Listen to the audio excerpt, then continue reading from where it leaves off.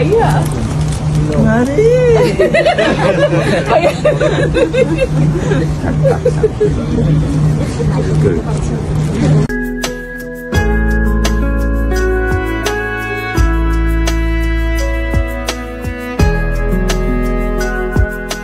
উন্নত চিকিৎসার জন্য যুক্তরাজ্যের লন্ডনে পৌঁছেছেন বিএনপির চেয়ারপারসন ও সাবেক প্রধানমন্ত্রী খালেদা জিয়া।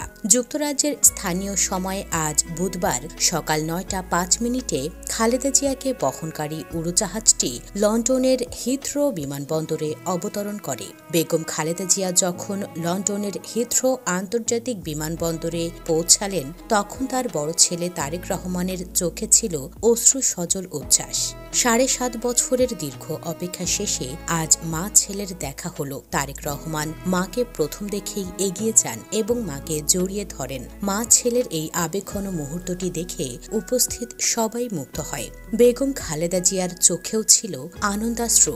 এ সময় পাশে ছিলেন তারেক রহমানের স্ত্রী ডাক্তার জুবাইদা রহমান।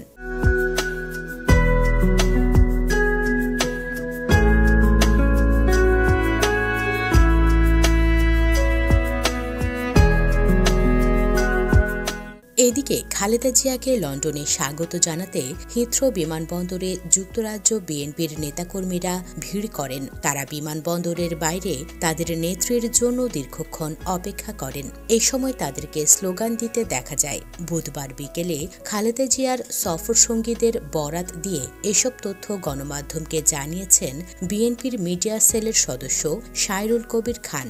যুক্তরাজ্য বিএনপির সভাপতি এম.এ. মালিক বিডি নিউজ 24.com-কে বলেন, বিএনপি চেয়ারপারসনকে হিথ্রো বিমানবন্দর থেকে সরাসরি অ্যাম্বুলেন্সে করে হাসপাতালে নিয়ে যাওয়ার ব্যবস্থা করা হয়েছে।